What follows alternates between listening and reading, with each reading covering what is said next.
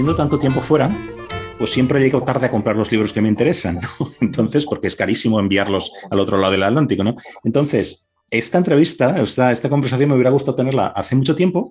Yo me iba leyendo tus libros y cuando ya había acabado un libro de mil páginas tuyo, veía que había sacado otro de 600 páginas, ¿no? Y era un poco como una cosa casi de Sísifo empujando la roca, ¿no? Porque quería leerlo todo, ¿no? Y entonces nunca llegaba, ¿no? Y eso quizá es una pequeña tontería, ¿no? Esta cosa del Pero de exilio. todas formas, con la pandemia nos hemos descontextualizado, destemporalizado todos, porque es Uh verdad -huh, que recuperas cosas, bueno, pues es uh una -huh, reflexión. Es que son como 2 años en suspenso, claro. que es tremendo, ¿eh? De no verse aquí, bueno, os habrá pasado allí, Uh de -huh, verse poco, de pocos actos culturales, en fin, uh -huh. En todo mi caso era, retrasado. en mi Sí. caso era de continuo leer, y cuando ya decía, bueno, ya estoy listo, pues no, sacas otro libro, ¿no? Pero bueno, estaba muy bien, ¿no? Entonces, lo primero es una cosa casi, casi más allá de lo literario, una cosa metaliteraria, ¿no? Pero que está en relación. Es una obsesión mía que he comentado con muchos invitados, digamos aquí, que es la cuestión de la lectura y la cuestión también de la alta cultura y la lectura y la literatura más popular, ¿no? Estos libros tuyos, por cierto, que no los he enseñado, tengo aquí Sin tiempo para el adiós, ¿eh? Exiliados y emigrados en la literatura del siglo XX, y también tengo por aquí, necesito las dos manos, por las fronteras de Europa, un viaje por la narrativa de los siglos XX y XXI. Y sé que, bueno, conozco el libro, ya sabes que volveré, que publicaste entre medias, creo, ¿no? De estos dos. Sí. Entonces, estos libros no son, ¿cómo decir? No es que no sean fáciles, están muy bien escritos, se leen muy a gusto, no son difíciles de leer. Pero ¿cuál es el público para estos libros? Entiendo que un público culto, un público que está interesado por la literatura europea, etcétera, ¿no? Pero si pensamos un poco de a cuántos lectores va a llegar, y esto es una cosa más general, que en España Sí, tú sí. lees las encuestas de lectura del Ministerio de Cultura o lo que sea, y a mí me da que salen muchos más lectores de los lectores que hay, ¿no? Que al final lectores se pueden contar Sí. por Ha miles, ¿no? habido un famoso debate ahora, ¿no? Uh Sí, sí, -huh. Alberto Olmos, sí, sí, lo han Exacto, comentado. exacto, lo leí, lo leí. Pero bueno, es una cosa que lleva mucho tiempo, ¿no? Estas cosas Ujú. de, entonces, ¿cuántos lectores realmente hay? Entonces, ¿cómo te planteas cuando estás escribiendo? ¿Te planteas a quién va a llegar? ¿A cuánta gente va a llegar? ¿Cuánta gente va a leer? ¿O es otra cosa totalmente distinta? Es más unas ganas de escribir lo que quieres escribir, etcétera, ¿no?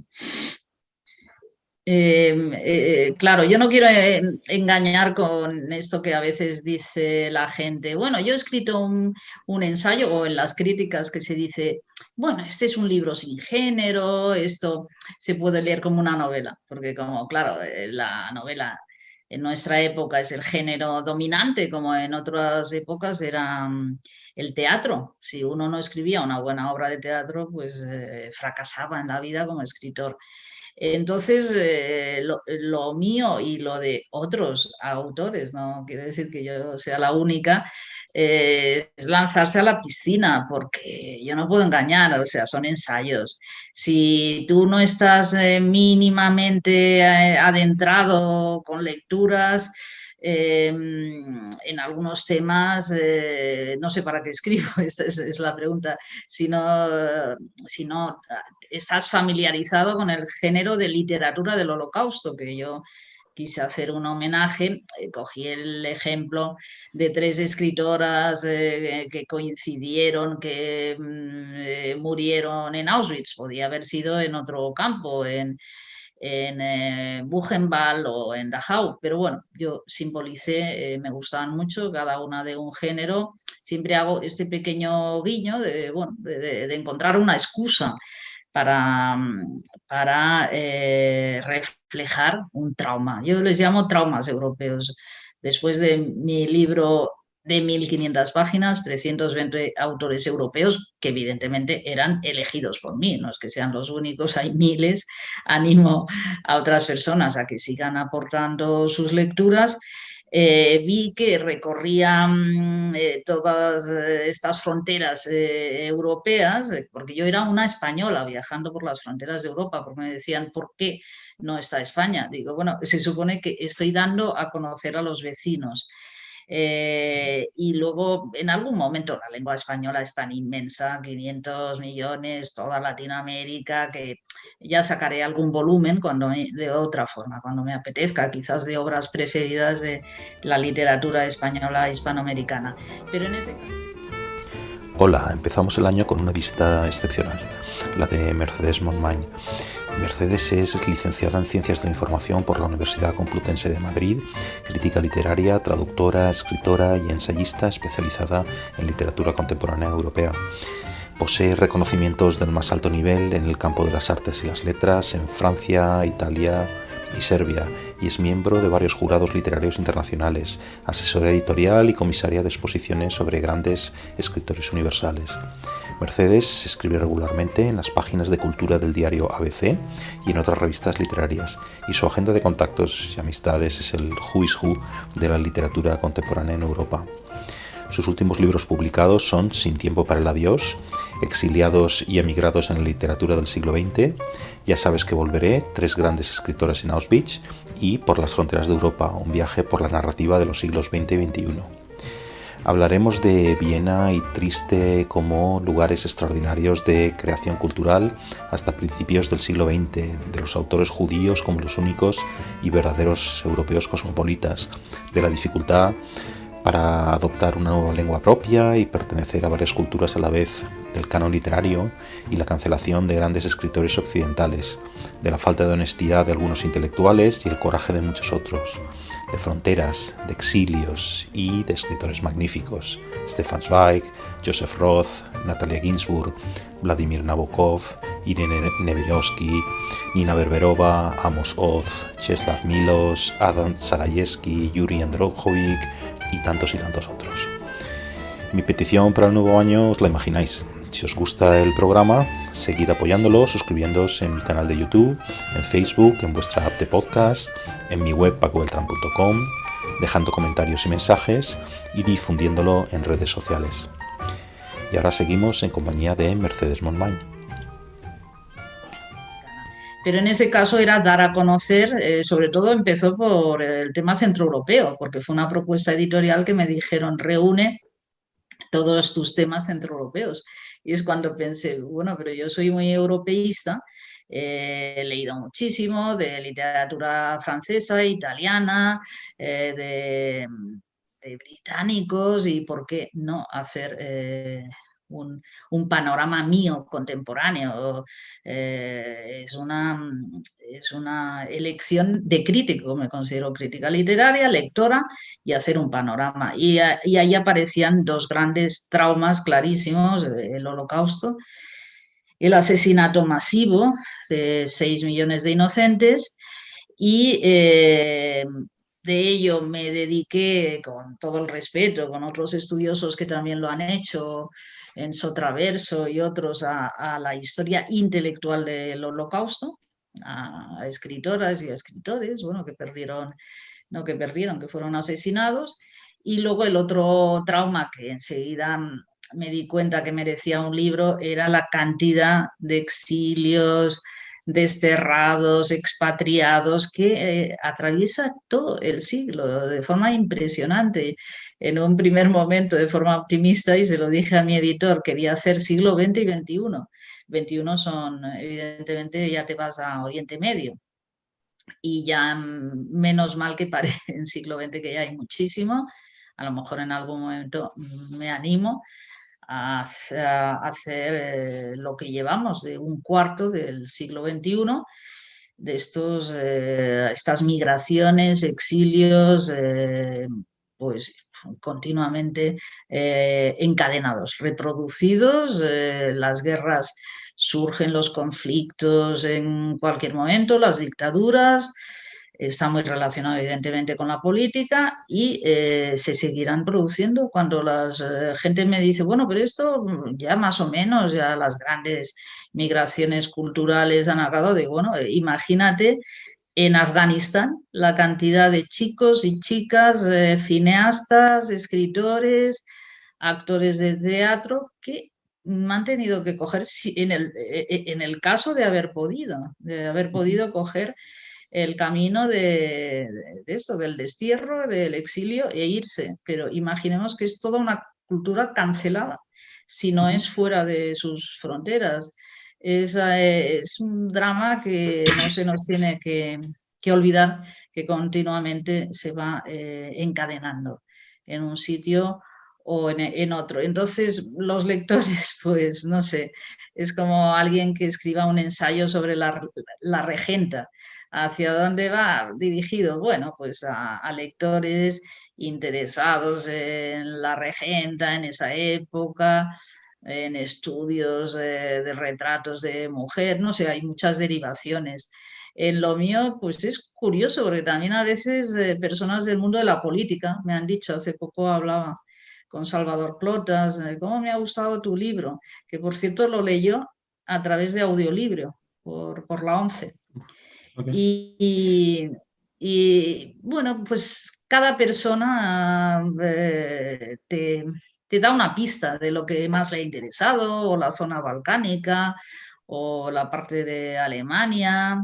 Bueno, es orientativo, pero no puedo engañar con esto y decir, bueno, se lee como una novela. Bueno, no, yo lo que cuento es esto, que a mí me interesa. Lectores, pues no lo sé, somos un país, España, que no hay que echar cohetes, no es como Francia, que hay un soporte lector muy importante, y eso se nota en cada rentrée littéraire, que son, ya solo en el campo de la novela son cientos y cientos y cientos, y en el campo del ensayo son muy potentes y yo me he leído muchísimos, ¿no? Es la patria del ensayo, finalmente.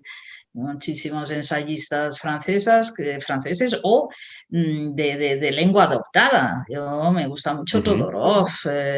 En Italia, evidentemente, me gusta mucho Claudio Magris, me gustaba Calasso, todo esto manteniendo las distancias, son mis maestros.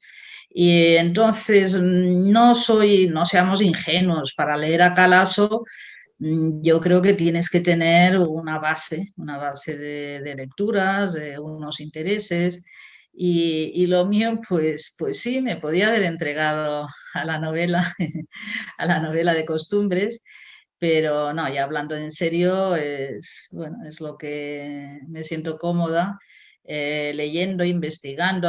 Ahora estoy metida en otras nuevas historias y esperemos, ¿no? Que todo depende de que no se sigan perdiendo lectores, porque España no es que seamos un país con un índice eh, fenomenal, entonces que no se sigan perdiendo, que no sé cómo explicarlo, los intereses también se sigan ampliando. Yo tengo muchísimos de mis mejores amigos muy lectores y que me aconsejan y yo les aconsejo y me preguntan, son de otras profesiones, arquitectos o ingenieros. No solo se mueve, no solo se mueve el mundo lector, el mundo de la reflexión, el mundo intelectual, el mundo de las exégesis, de los comentarios, dentro del mundo cultural. Yo creo que pasa en todos los países, que hay médicos y arquitectos muy buenos lectores o políticos o sociólogos. Y entonces, bueno, quizás ese es mi público ideal, personas que vengan de lecturas que tengan que ver pues con estos intereses míos y que bueno y que quieran profundizar o tomar algunas pistas. Pretendo no agobiarlos, porque a veces me dicen, es que das una cantidad de nombres. Bueno, hombre, doy como las miguitas de pan en el camino, ¿no? De pulgarcito. Bueno, vas cogiendo lo que te interesa. Y más que podría, ¿no? Porque yo jugué, esto seguro que no debo ser el único, con tu libro Las fronteras de Europa, casi enseguida me planteé un juego casi metaliterario que es buscar quién no estaba.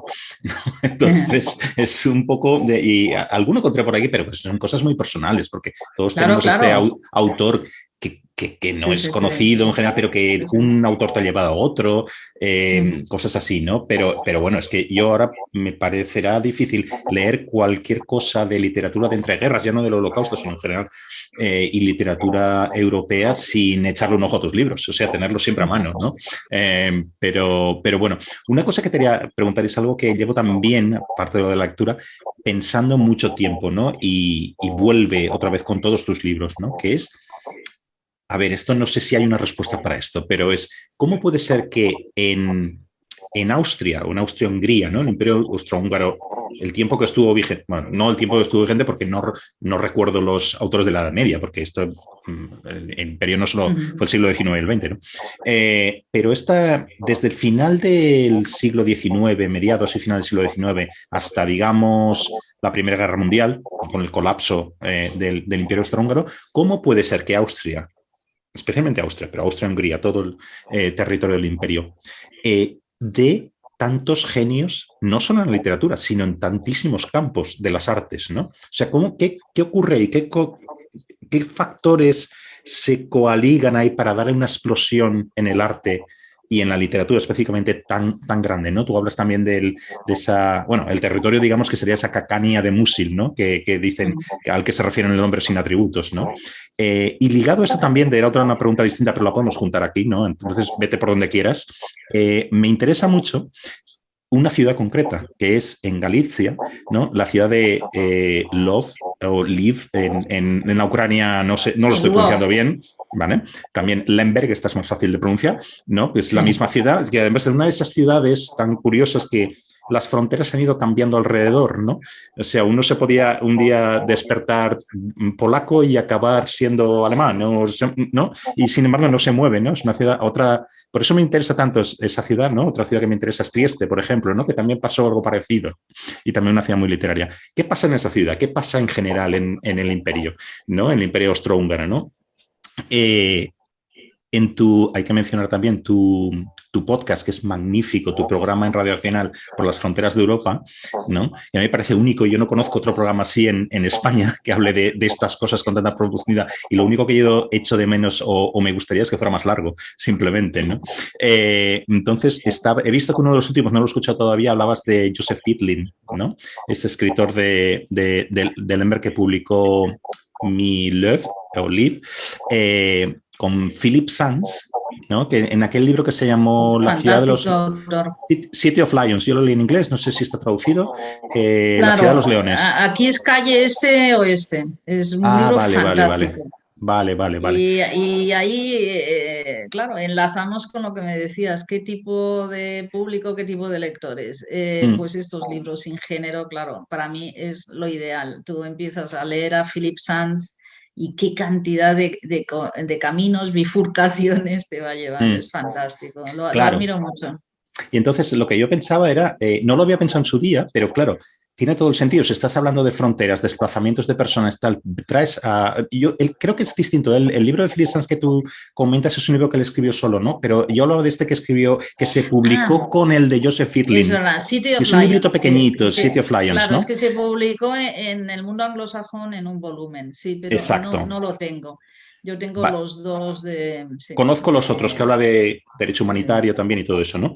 Pero entonces es muy curioso porque tienes a un autor de Liv contando la vida básicamente de la comunidad judía en una ciudad muy multicultural, muy cosmopolita para la época, ¿vale? Y tienes un ensayo contemporáneo de Philip Sands, cuyo origen también de una familia judía de Liv, etcétera, aunque nació en Reino Unido, pero estás hablando un poco de los mismos temas, ¿no? Quiero decir que al final encuentras unos paralelismos y unas conexiones súper interesantes. Pero bueno, me he ido bastante de esto. O sea, ¿cómo puede ser que haya esta explosión cultural en Austria, en Galicia, etcétera, ¿no? ¿Qué ocurre ahí? Ya sé que esto da para una tesis, lo sé, ¿no? Pero ¿cuál es tu opinión sobre esto? Claro, has abierto el melón, el melón, porque yo he escrito mucho de esta cuestión, que es un gran enigma. Mi fallecido amigo Sagayevsky, hablábamos mucho de estas cuestiones porque él era nacido en Lubov, expatriados, todos estos polacos en toda esta recomposición de fronteras, se fueron, bueno, su libro Dos ciudades ya lo comienza así, dice, yo nací en una bellísima ciudad y nos trasladamos a una fea ciudad industrial en Gliwice de Silesia. Y yo muchas veces le decía... Recuerdo esa parte perfectamente, es preciosa cuando lo cuentas así, ¿no? Pues yo se lo decía, digo, Adam, nunca te pondrán una calle en Gliwice, porque dice siempre que es muy fea. Y se reía, pero bueno, que él vivió con el mito de sus padres, tíos, toda la gente, la comunidad loboviana que habían aterrizado en ciudades, imaginémonos, en la edad adulta, no es lo mismo que un niño que crece ya con esa nostalgia.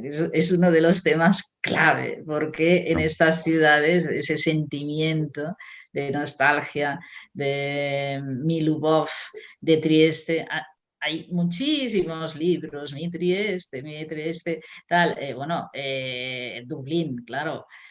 Aunque Dublín se supone, yo siempre lo pongo de ejemplo porque es una de mis pasiones hablar de estos focos culturales europeos que realmente se dan. O sea, pensemos que Irlanda da 4 premios Nobel de literatura en un siglo, 4. Y son 3,5 millones o 4 millones de habitantes. Claro, tienes genios por metro cuadrado. Nos tiene que llevar a la reflexión y da a James Joyce, o sea, la ciudad de Dublín. La Galicia austrohúngara, muy cantada y añorada en poemas, en novelas, sin interrumpido. Yo me inicié en Galicia a través de Joseph Roth, el gran nostálgico, claro. De una poesía maravillosa, todas sus historias, sus cuentos. Me inicié con él y yo diría casi en todos mis centroeuropeos, porque a veces me preguntan, bueno, ¿y cuándo empezó tu interés? Que es muy difícil porque esto es como un sistema de muñecas rusas, y tú lo has dicho bien, que uno tira de otro, pues muñecas rusas, vas abriendo uno, otro. Ahora me he hecho muy amiga de la hija de Bitlin, que por cierto le pasaré esta grabación, que le gustará oírla siempre que se habla de su padre, un autor magnífico, maravilloso, porque estamos hablando de estos genios irreproducibles casi en otras circunstancias, en otras épocas. A ver, vamos a buscar razones o coincidencias comunes. Con Trieste también se da. Son cruces de fronteras. Cruces de fronteras, carrefours, que pasan todo tipo de pueblos, nacionalidades, lenguas distintas. Pensemos en el Trieste, que va a aterrizar allí James Joyce, que se hace alumno de Svevo, otro genio, que claro, no se habla suficientemente del judío escritor, hombre de empresa, y a sus ratos libres escribir joyas de la literatura. Y la cantidad psicoanalistas que se dan cita allí. En Viena, pues tú lo has dicho, arquitectos, pintores, esa explosión. Es difícil en 2 líneas intentar, acabo de escribir sobre Arthur Schnitzer para el suplemento cultural donde escribo, siempre porque me gusta rescatar a estos genios de vez en cuando. Primero, eran genios ya que advierten de todos los malestares del siglo, de todas las crisis que se avecinan. Tienen un instinto. Te lees ahora un relato de Schnitzer y está ahí todo, lo mejor concentrado de todos los temas, deseo, sexo, muerte, todo lo que el mundo del cinismo, de las apariencias, de todo el malestar de una civilización está en un relato de Schnitzer. Entonces, y se lee muy contemporáneo, además. Es como, si no sabes los temas son decimonónicos. Todos ellos. Es que pensemos en la cantidad de autores que dices, están bien, pero tarde o temprano se te cae un poco de las manos.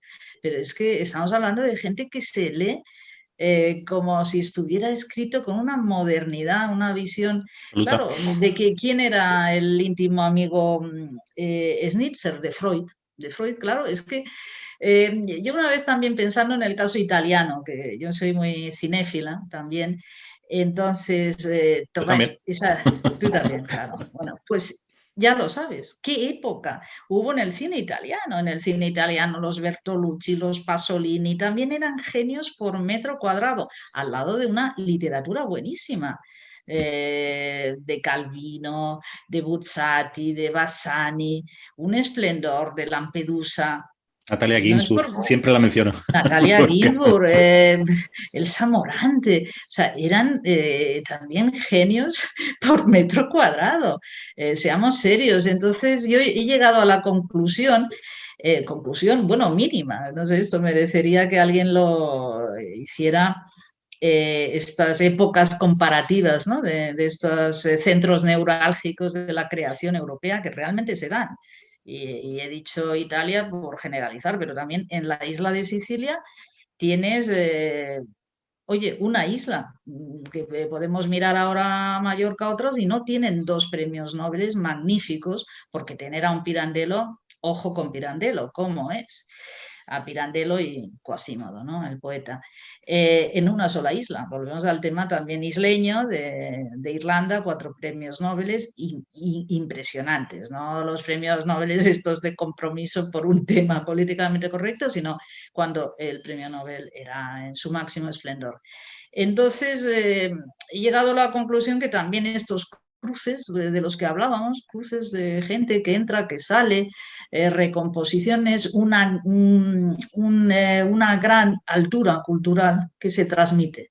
Los cineastas, si a ti te gusta el cine italiano de esa época, en las mismas reuniones tenían literatos, tenían políticos, tenían ensayistas, pensadores, y había toda una cultura en movimiento que se transmitía.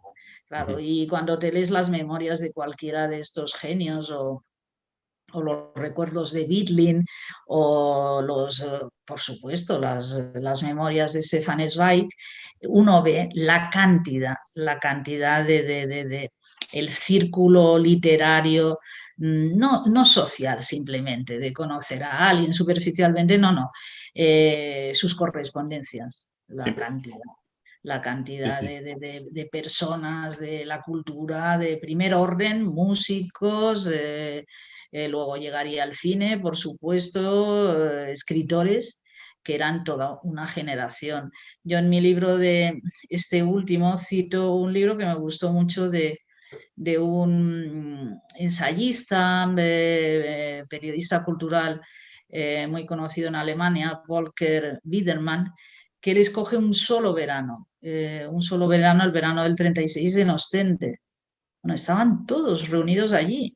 Es que dices, genios de estos que han pasado, que yo les he dedicado capítulos de mis libros y estaban reunidos allí en el verano antes de la Guerra Española, en el 36.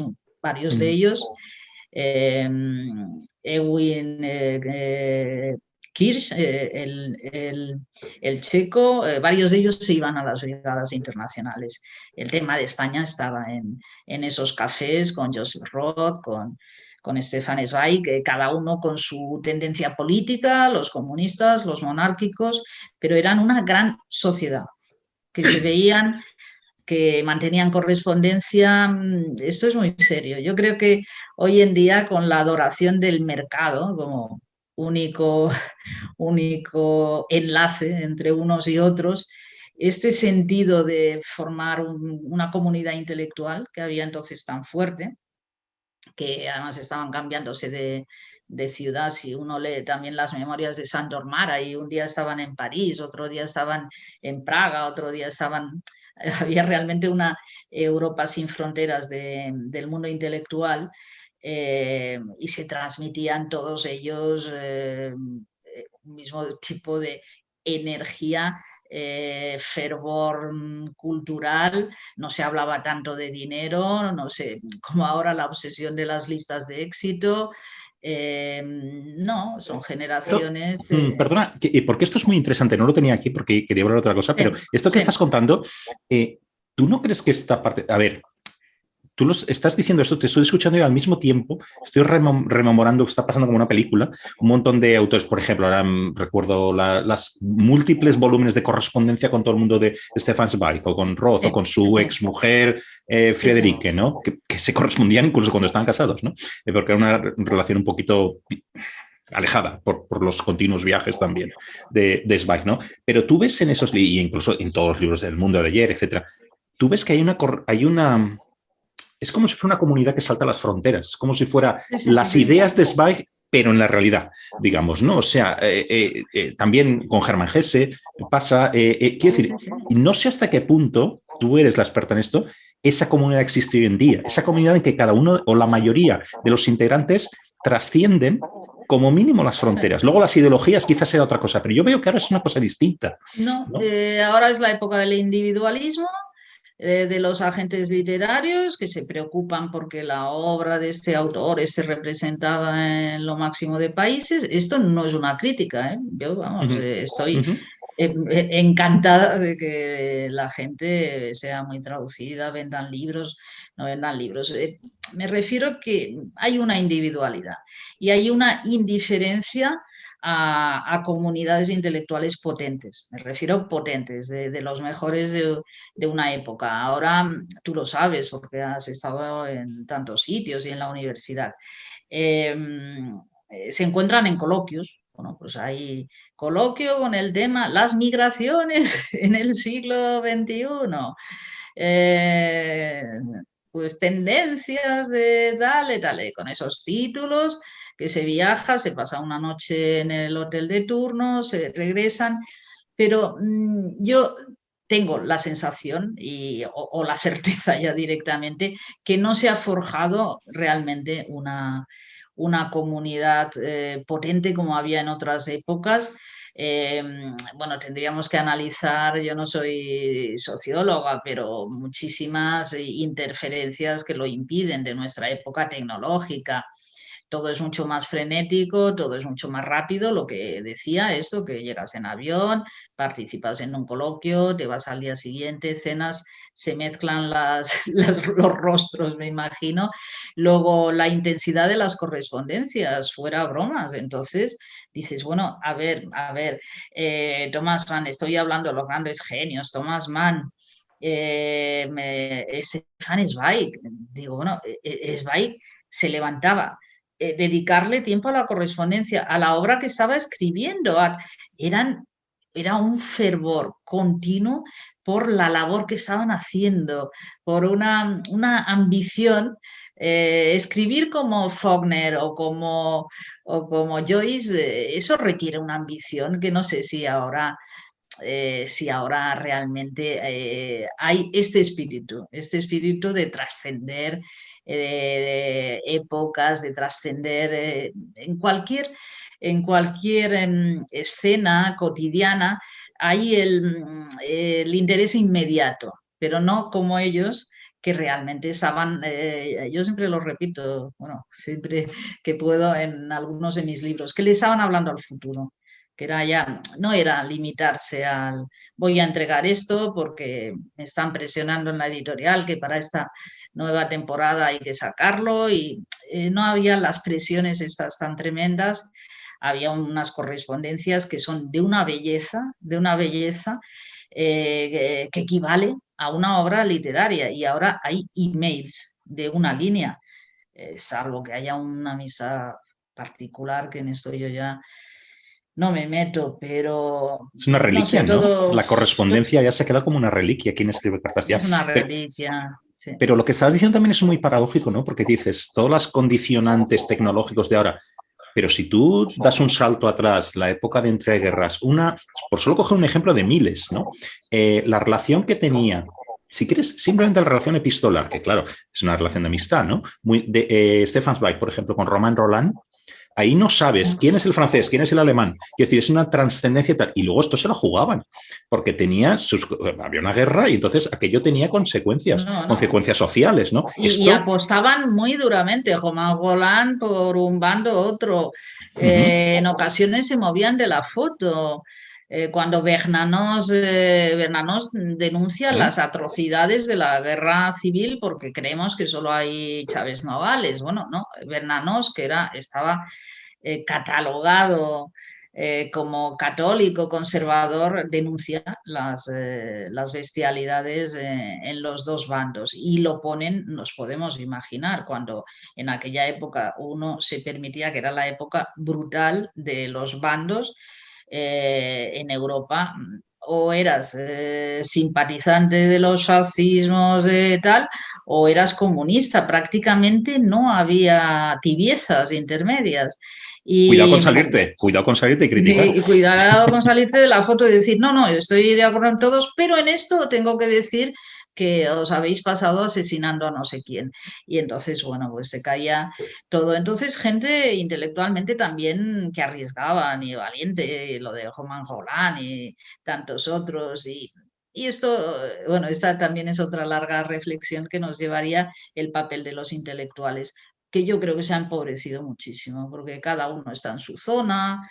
Entonces, bueno, pues escriben algún artículo referido a un tema de actualidad concreto, pero no hay esa ambición de trascendencia. Había en los intelectuales de aquellas épocas o que le estaban hablando a Europa al completo, no solo estaban hablando a su comunidad autónoma que le hubiera tocado en suerte.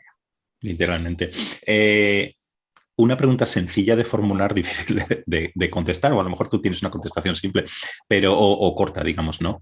Stefan Zweig, para mí es eso que se llama un fenómeno literario, ¿no? Algo extraño, ¿no? Porque cuando salió el mundo de ayer, que ya llevaba publicado varias cosas, aunque luego a raíz de ahí yo creo que fue palanca para que el Acantilado intenté sacar casi la obra completa, ¿no? Bueno, se siguen descubriendo cosas de Stefan Zweig, ¿no? Por ahí en cajones, ¿no? Pero sí que fue un fenómeno literario, eso que relacionando un poco con lo de los lectores que hablábamos al principio, ¿no? ¿Tú a qué atribuyes el éxito de Stefan Zweig? Bueno, si lo consideras un éxito en ese sentido de más popular, ¿no? Porque no es fácil, o sea, es un libro, por ejemplo, El mundo de ayer es un libro maravilloso, pero si te lo lees en serio, quiero decir, ahí tiene muchas implicaciones también, ¿eh? Quiero decir, no es tan fácil, no se lee como una novela tampoco, ¿no? Ya. ¿Tú a qué atribuyes este...? Pero llega al final, cuando ya lo sabes, al final, claro, cuando ya va a morir él y es su testamento. No, pero pasa con tantos autores que tuvieron la pena de purgatorio, ¿no? Que se llama, de haber sido muy famosos, un éxito descomunal. Es él, pero también Sándor Márai, ¿eh? Es el que está pensando también. Es un éxito descomunal y por novelas que yo una vez se lo pregunté a Peter Esterházy y le dije, ¿qué impresión para vuestra generación es Sándor Márai? Y se rió y dijo, bueno, lo leían mis tías. Claro, con eso estaba dicho, ¿no? Quiere decir que eran unos autores de éxito que se difundieron sobre todo, tenían un gran talento, un grandísimo talento, porque eran al mismo tiempo que grandes pensadores de su época, que sabían analizarla quirúrgicamente, al mismo tiempo escribían historias, novelas, porque Sí. Stefan Zweig tiene la parte de biografías, ensayos maravillosos como el de Calvino y Castellio, novelas, relatos, eran de una ferocidad creativa increíble. Y Sándor Márai... Sí, perdona, Mercedes, es que mi pregunta no la he formulado creo que del todo bien. Cuando me refería a fenómeno literario me refería en España, en el momento que sale por primera vez El mundo de ayer. ¿Por qué todo el mundo se lanza a comprar y hay tropecientas mil ediciones de ese libro? O sea, perdona, es que iba un poco por ahí. En nuestro país. Que iba por ahí. ¿Por qué concretamente ese autor y por qué explota? ¿No? Yo creo que empieza la recuperación. Mira, ahora me has pillado cuando empieza. A ver, en las casas, o no digo todas las casas españolas, había, yo lo digo, mis padres tenían las obras encuadernadas de Stefan Zweig. Yo a los 14 años empecé a leer, 13 o 14, las novelas de Zweig y, bueno, pues 24 horas, de Ardiente Secreto, en fin, todas, y me parecía el mejor escritor del mundo. Bueno, yo a los 13 o 14 años, en la adolescencia, mis hermanos mayores me regalaban de vez en cuando libros, pero no se lo podía contar a nadie porque no conocía a nadie de mi entorno. Este era un autor de padres y además era autor de éxito, que se publicaba en ediciones de éxito, no podía intercambiar la mínima palabra. Entonces, ¿cuál fue mi sorpresa cuando mucho tiempo después, mi amigo Jaume Valcorba lo recupera para Acantilado? Pero yo creo que empezó por las novelas o por El Mundo de Ayer. Bueno, no lo sé. Recupera además insistentemente, como sabemos, Stefan Zweig.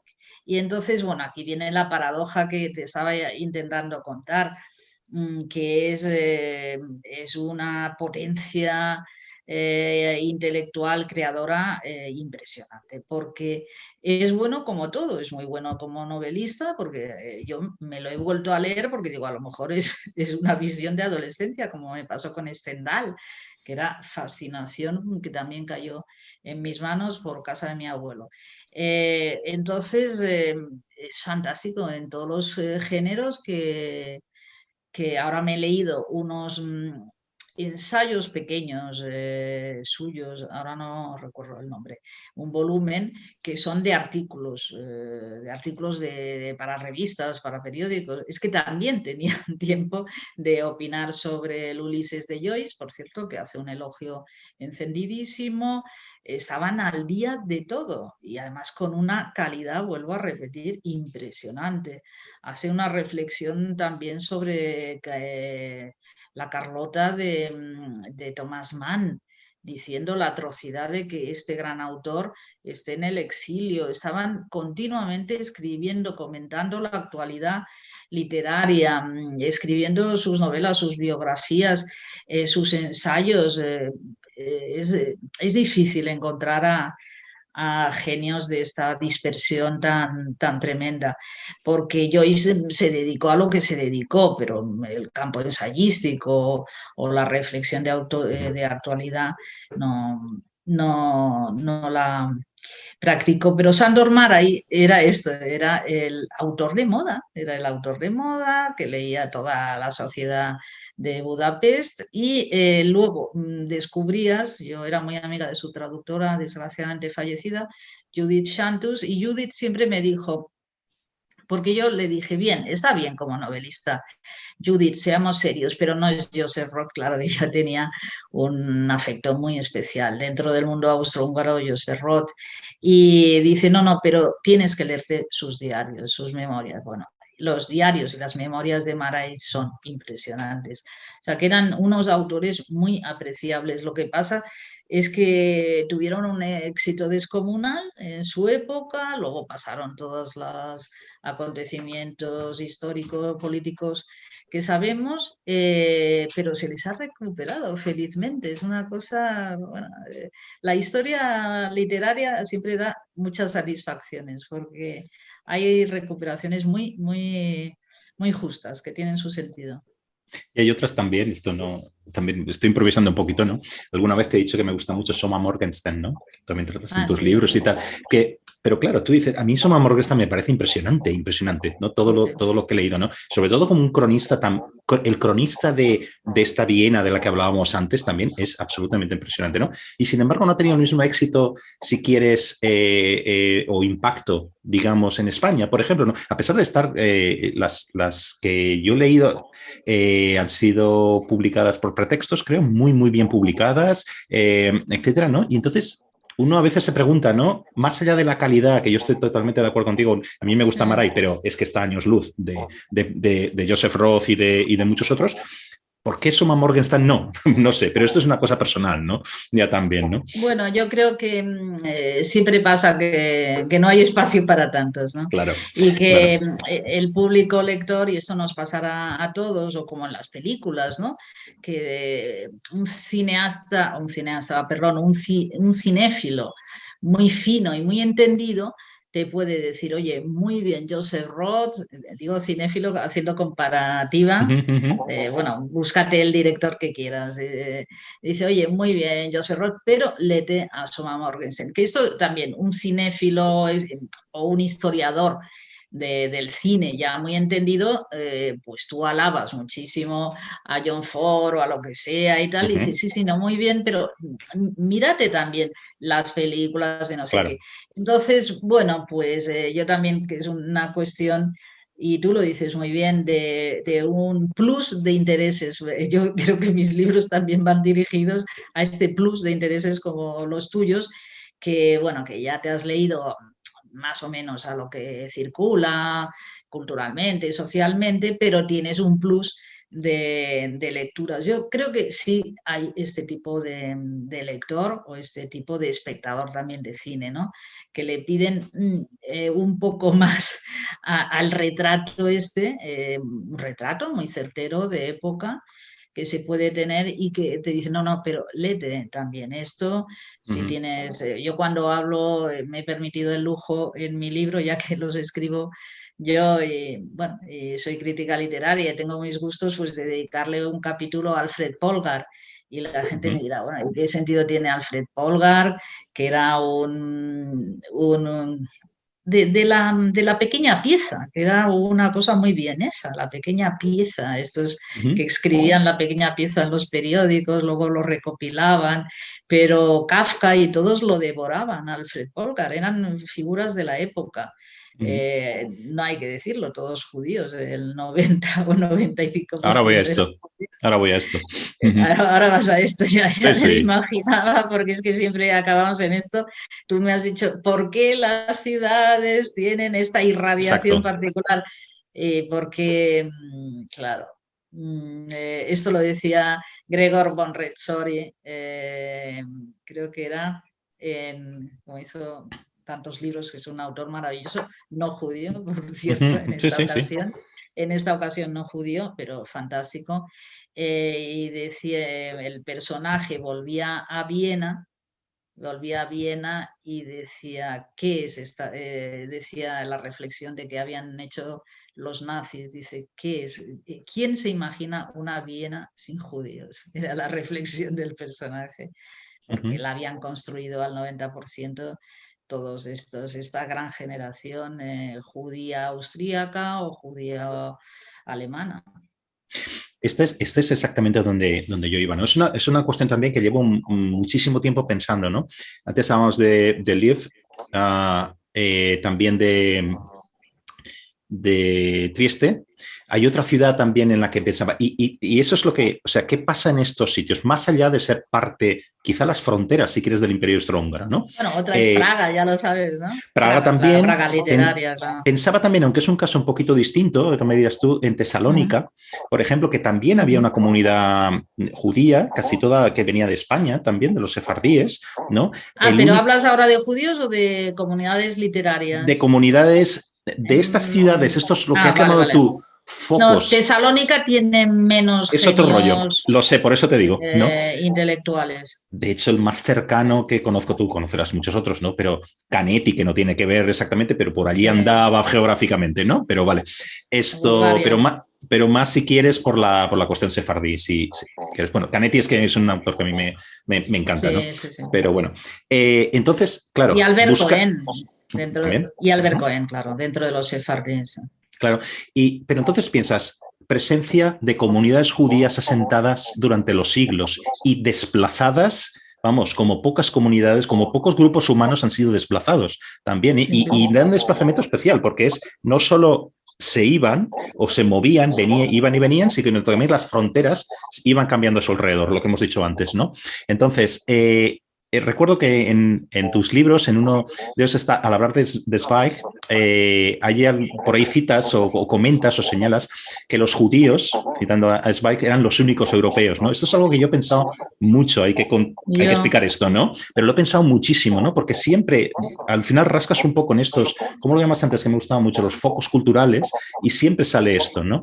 También, fíjate, estaba leyendo estas líneas, inmediatamente fue un libro que después sigo leyendo y 4 líneas más abajo lo citas, ¿no? Es maravilloso, ¿no? Que aparece ahí, que es el libro de Amos Oz, el de Una historia de amor y oscuridad, ¿no? Impresionante. Es muy, muy buena. No es mi libro favorito de Oz, pero me gustó mucho cuando lo leí. Y recuerdo perfectamente, lo leí hace mucho tiempo, cuando describe el apartamento en Jerusalén de sus padres, ¿no? Él era pequeño y un apartamento que debe ser pequeño, abarrotado de gente, de libros, donde no caben ellos, tienen que quitar los libros para una cama, ese tipo de cosas, ¿no? Y es una imagen maravillosa de lo que es, por un lado, la cultura y la importancia de la cultura para unos individuos, para una familia, pero al mismo tiempo de lo que es Europa, porque está hablando de Jerusalén, en la Palestina, etcétera, pero realmente está hablando de Europa. Está hablando de los idiomas europeos, de la cultura europea, de la nostalgia de Europa, transmitida por generaciones, ¿no? Entonces, a mí me parece magnífico hilar todas estas cosas ahí, ¿no? Entonces, realmente no estoy haciendo una pregunta, estoy dibujando un poquito, pero claro, es una de esas preguntas también, es uno de esos temas que necesitaríamos también hablar por días, ¿no? La presencia de judíos en ciertos centros. Es que tú lo has dicho, claro. Bueno, el libro este maravilloso de Amos Oz, bueno, es libro de cabecera, para volverlo a leer de vez en cuando. Claro, Israel, es que Israel, bueno, y ahora voy a hacer una broma geopolítica que no tiene nada, es que tendría que ser un Estado asociado a la Unión Europea. Lo he pensado 1000 veces. Lo he pensado 1000 veces. Israel es Europa, vamos, pocas bromas, porque los que hemos estado allí, exacto, es un grado de civilización, de refinamiento muy alto. Que conste que ya aquí está la Mercedes, una cosa, ya que dices esto, ¿no? Tú caminas por ciertos barrios en Tel Aviv y es Bauhaus, es Bauhaus, todo. Son los arquitectos de los 20, ¿no? Tengo una amiga, sí, casada con un productor, una amiga israelí, con un productor de cine, que viven en una de estas villas de la Bauhaus. No, es claro, es un pedazo de Europa esto clarísimo. Con todo lo que hay detrás, claro. A las personas más eurófilos, que yo es lo que comentaba, claro, la madre suicida, que esta es una gran tristeza de Amos Oz, hablaba en 7 idiomas, su padre podía leer en 17, claro. Volvemos al tema, cuando ahí está en estos cruces de fronteras que hemos hablado, Lvov, Trieste, bueno, lo que eran aquellas ciudades europeas, Praga, yo les llamo las periferias culturales de París, porque se supone que París era eso, donde acababan todos por una temporada, pero había periferias potentísimas. Y entonces, claro, ya te encuentras con el tema políglota, claro.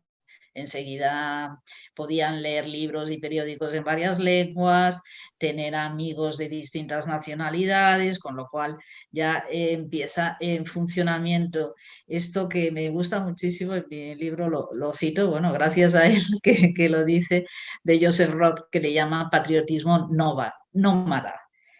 Patriotas errantes, sí.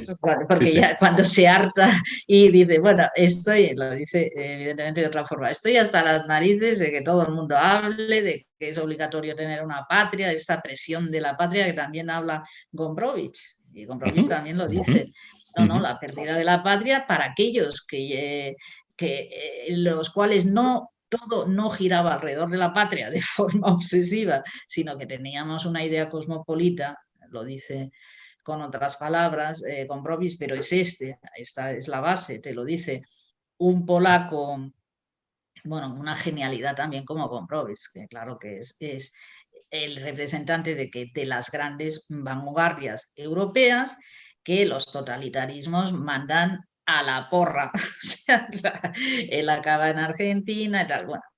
Porque lo que se cargan los nazis, lo que se cargan los soviéticos, porque claro, la Unión Soviética, las vanguardias rusas como eran, y llegan los bestias de turno y dicen, no, aquí hay pensamiento no solo único, sino realismo, socialismo, está obligatoria. Los nazis queman los libros, o sea, yo también mi libro, entre comillas, era un guiño para hablar de qué destrucción cultural la de los totalitarismos. Es que no Sí, lo falla. citas. No falla y además expulsan a las élites del momento. Es que es una devastación total. En España lo mismo, tienen que coger la maleta e irse todos los que estaban forjando la España de la modernidad en ese momento, porque son todos sueños interrumpidos cuando se empezaba a sacar cabeza en todo, en la literatura, en el teatro, había ese fervor de la República por la cultura, a la calle. Y nos quedamos los que nos quedamos y los otros con censura. En Rusia lo mismo. Alemania, los años, que son 12 años feroces, pero bueno, con todos los que anteceden de terror de los nazis. Luego, son historias muy desgraciadas y muy unidas y bueno, y el terror ya total de cargarse a 6 millones de seres humanos y claro, aparecen en Israel, que de acuerdo, Israel era la tierra soñada, pero de ahí el libro de Amos Oz. ¿Por qué se suicidó mi madre? Porque era una chica que venía de unos ambientes refinadísimos, culturales, músicas, literatura, Chekhov, dice los cuentos de Chekhov, que ella leía y tal, y se van al desierto, bueno, a la tierra prometida que era posible. Entonces, es una gran desgracia y yo invito, yo no soy una pensadora política, aunque me interesa leer siempre libros de historia y me interesan todos los procesos políticos que van unidos, no nos engañemos, a todos los procesos culturales. Esta es la reflexión, el desastre que se provoca y la eliminación de élites de todos los países. Esto es una... Porque claro, esas élites que tienen que verse obligadas a salir y bueno, hay genios como Nabokov que dices, no, es que es lo mismo de genios escribiendo en ruso que escribiendo en inglés. Que podía haber escrito en francés, como él mismo decía, dice yo, en determinado momento tuve que elegir entre el francés y el inglés. Pero bueno, la cantidad de gente que se ven obligados a abandonar no solo la tierra, su tierra, sino la lengua, un ambiente cultural en el que habían crecido. Yo cuando me leía las memorias de Berberova es todo de una tristeza. Gente de primera línea, de primer orden, sí, de primer orden que se ven obligados a malvivir, a irse fuera, es una gran desgracia. Pero bueno, siempre que sea posible divulgar, y yo tengo un editor que admiro mucho, como en el campo del ensayo, Galaxia Gutenberg, una editorial, pues siempre que sea posible publicar estos libros que yo le llamo mi trilogía europea de momento. No sé si continuaré, pero bueno, pues es una reflexión de todas las desgracias y también de los grandes logros y hallazgos del continente, pero eran siempre historias interrumpidas, como lo de España, ¿no? Esta historia de haber iniciado un camino de la modernidad y verse sacudido por los totalitarismos de aquel momento. Es que has abierto tantas cosas en las que me gustaría preguntar también y parece que me has leído el pensamiento un poco, ¿no? Porque tengo todas estas cuestiones por aquí, ¿no? Pero hay un autor que yo lo descubrí relativamente tarde, pero cuando lo descubrí me impactó muchísimo e inmediatamente vi de alguna forma todos los vínculos con otros autores de Europa del Este, que no sé si son...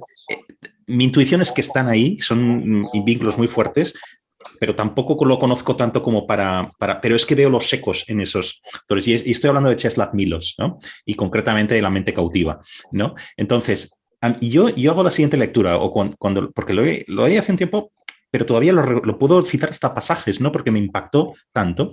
Hay una parte que es, no una parte, sino podemos verlo como La mente cautiva, como una explicación, si quieres, de cómo el totalitarismo no solo, digamos, reprime en la vida diaria a la población donde está el totalitarismo comunista, etcétera, sino que también entra en las mentes de artistas intelectuales que a su vez ayudan a propagarlo y mantener el sistema. Esta es la idea, ¿no? Bien.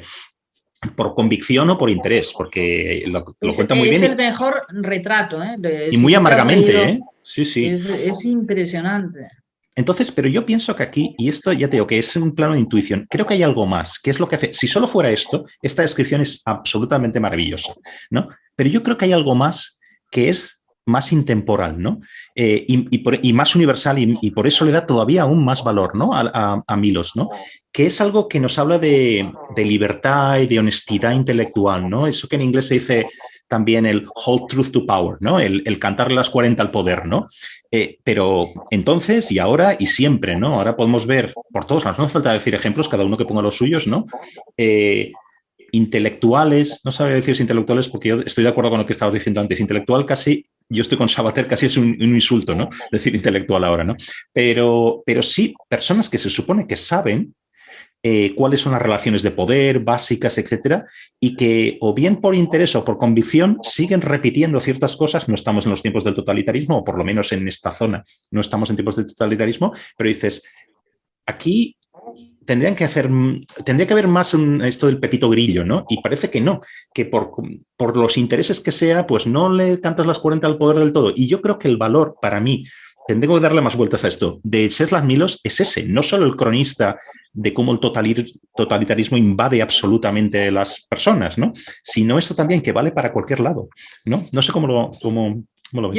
Yo creo, y tienes mucha razón, y sí, eliminemos la palabra intelectual. Bueno, yo a mí lo admiro, no lo siguiente, todo lo posible, y hemos hablado de los grandes genios que eran capaces de dominar todo este espectro de géneros, y Milos es que es un poeta Un poeta impresionante, maravilloso, maravilloso. maravilloso, es un pensador de una categoría. Bueno, lo que has dicho, el pensamiento cautivo, su libro Mi Europa. Yo cito en mi libro también, pero tenía muchísimos libros de recopilaciones desde la Bahía de San Francisco, que son reflexiones ya de la llegada a América.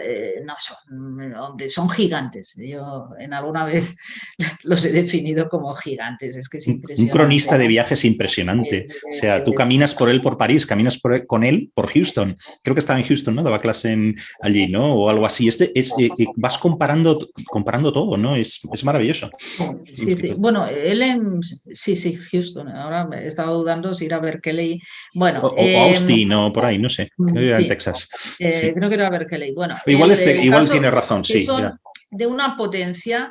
Tú date cuenta que aquí cuando hablamos pensador, Ortega y Gasset, sí, pero Ortega y Gasset no tiene obra literaria, digamos, toda esa categoría de poemas que tiene Milos.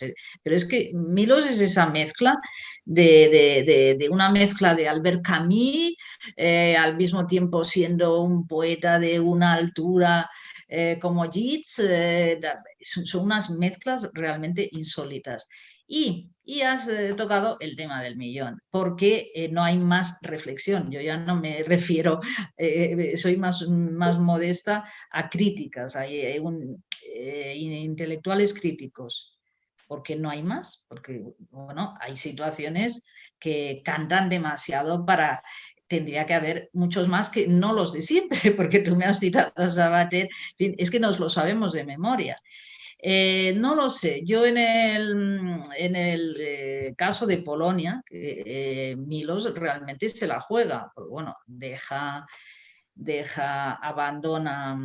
abandona su puesto diplomático, hace la crítica del régimen, escribe esto que nos podemos imaginar, el pensamiento cautivo, y enseguida lo tratan de fascista. Y como él dice, se queda en tierra de nadie, porque la cultura en Occidente estaba dominada por la izquierda, y quien dice la izquierda, el poder del Partido Comunista, entonces era prácticamente partido único, y en el otro lado, en el de los emigrados de primer momento, lo tratan como de espía, como de que ha pertenecido y tal. Sí, O sí. sea, en los dos sitios es mirado con sospecha, Sí, o sí. fascista o un infiltrado de las huestes comunistas. Entonces se va a Estados Unidos, como sabemos, y yo una vez se lo pregunté a Sagayevsky, que yo siempre que veía a Sagayevsky le preguntaba por toda esta serie de personajes. Creo que me he confundido con Zagayevsky y lo de Houston. ¿Era Zagayevsky quien era profesor en Texas? Claro. No, Perdona, era sí. Zagayevsky en Chicago. Vale. Y yo diría que Milos, es que es verdad que se me mezclan universidades, Sí. yo diría que era Berkeley. Bueno, Vale. entonces le pregunté cómo era mirado en vuestros ambientes literarios o incluso mucho más en los ambientes literarios culturales de Estados Unidos. Milos dice, bueno, él era el traductor de Herbert y fíjate, era el traductor de Herbert, que es otro grandísimo. ¿Cómo no lo voy a decir? Que yo soy jurado cada año del premio Zbigniew Herbert. Era otro gigante de las letras polacas porque estamos hablando de genios. Y entonces era el traductor. Dice que, bueno, que Milos lo llevaba medianamente tal, pero bueno, era un profesor polaco que se dedicaba a traducir a sus contemporáneos, que ya era un rasgo de generosidad, dar a conocer a otros que no fueran el mismo. No, volvemos a las épocas estas de esplendor, la poesía polaca del siglo XX, bueno, pues también es impresionante porque le dan el premio Nobel a Szymborska, pero bueno, hay una cantidad de genios y yo diría que allí, porque sabrás como experto también en temas europeos, el momento político que están pasando en Hungría y en Polonia, yo diría que tienen ya no me atrevo a decir intelectuales, las personas con protagonismo en medios públicos, una gran valentía. Porque ahí te la juegas, quiero decir. Totalmente. Ahí es la desaparición social, civil, como te atrevas a decir algo, que en Hungría también está pasando. Entonces, bueno, pues quizás es valentía, ¿no? De lo que decías tú del Pepito Grillo y de cantar las 40, El poder, porque hay mucha gente que piensa, o a lo mejor no para ellos directamente, sino para sus familiares. Ahora le estoy fastidiando el puesto de la universidad a mi hijo. Hay muchos intereses. No estamos hablando de las dictaduras clásicas, que ahí sí que eras o estabas con el régimen o estabas al margen, eras un marginal. Pero hay estas democracias actuales que funcionan con unos rasgos muy inquietantes a veces y muy poco generosos a la hora de distribuir talentos, puestos merecidos, la meritocracia famosa. Y entonces, bueno, miserables, para decirlo en dos líneas, y la gente tiene miedo, bueno, pues tiene miedo a moverse demasiado de la foto, o si no, a estar estáticos, porque es la vieja historia de si estás estático no se nota, no se nota que estás, no lo sé, esto me imagino que podemos encontrar 1000 paralelismos, imaginémonos lo que es la Francia ocupada, el colaboracionismo. No es tan fácil, yo siempre digo que Jean-Paul Sartre, que luego fue tan valiente para sus debates con Camus, que fue mucho más decente, siempre, y se mantuvo. Yo, claro, mi admiración es por Camus siempre inmensa. La mía también. Inmensa, claro. Porque no era un miserable. Y Jean-Paul Sartre, que era tan maoísta como todo su grupo y tan defensor de los gulags y del comunismo, no dejaron de representarse sus obras de teatro ni un solo momento durante la ocupación nazi. No lo llevaron a ningún campo de concentración. Hemos visto, hace poco pasaron la película otra vez, que es una buena película, la de Marguerite Duras, sobre el dolor. Son los momentos en que se llevan a su marido al campo de concentración y vuelve, como sabemos, Robert Antelme, que escribe un gran clásico, la especie humana vuelve prácticamente muerto. No es el caso de Sartre, que luego reivindica a Mao y reivindica todo lo reivindicable y dice que, bueno, que los gulags, que esto es un detalle, que si existen, mejor no hablar de ellos. Entonces da bastante vergüenza, las etapas que hemos pasado de la gente que se ha callado por la cosa esta vieja del colaboracionismo, bueno, de que no y tal, o los que directamente se han adherido. Entonces, esto al final pues se queda en una zona difusa, no demasiado analizada, pero muchos de nosotros lo tenemos en mente siempre y Sí, sí. tenemos nuestra gente respetada y tú y yo los acabamos de decir, Czeslaw Milos, Albert Camus y toda la gente que, como siempre he dicho, saben decir no en algunas Estaba épocas. pensando en Arthur Koestler ahora, así se me Arthur ocurre Koestler también. cambia de bando. Sí, sí, los que desertan de las ideas, no nos engañemos, animalescas. Y yo le dedico un capítulo a Herling Gruzinski, a Gustav Herling Gruzinski, en el libro, y es muy penoso. Se pasa 40 años en Nápoles, se casa con una hija de Benedetto Croce, y él simplemente por haber salido de la Polonia comunista en un panorama cultural dominado por el Partido Comunista Italiano, por el PCI, era tratado como de enemigo de clase, de un fascista, y durante 40 años ni se enteran de que existe. Cuando cae el muro, le vienen a hacer una entrevista y el periodista le dice, pero usted ha estado viviendo aquí. Es increíble, es increíble. Claro. Lo que han pasado esta gente, estos exiliados, que no nos engañemos, eran exiliados, hoy diríamos, de pura sensatez, de puro centro, de pura que odiaban pues los regímenes dictatoriales, simplemente esto, bueno, como los que dicen que Cuba no es una dictadura, si es que hoy en día también se produce, y Venezuela también es una democracia plena. Entonces, tenemos ejemplos y tristemente se sigue produciendo. Pero fíjate la paradoja, igual que antes hablamos de la paradoja, todos estos autores que estamos citando se enfrentaban, lo primero de todo, a la muerte física. Que les fuera aquí a la gente tal y se los cargara, o lo que fuera. Y si no, a una muerte civil, política, sí, a una imposibilidad, de publicar, por ejemplo, se les hacía el vacío totalmente, perdían amigos, perdían una comunidad. Si, por ejemplo, eran exiliados, también se les hacía el vacío, o sea, se queda los costes que corrían eran enormes. ¿Qué pasa hoy en día? No hay nada de esto, no hay nada de esto. Tú podrías criticar a unos y a otros tal y realmente no te pasaría nada, ni dejarías de publicar seguramente, ni nada, porque las estructuras de poder no funcionan así. Y sin embargo, aún tienes esta cosa, me encanta como lo dices, tan contundente, miserable, tienes esta cosa miserable de estoy con los míos, como eso del my country right or wrong, ¿no? O sea, cuando realmente no es necesario, ¿por qué? Parece una cosa como de postureo o algo así. Ya no hay esa valentía de esos autores que corrían esos riesgos y lo pagaban, digamos, con su vida civil, si quieres, o incluso física, ¿no?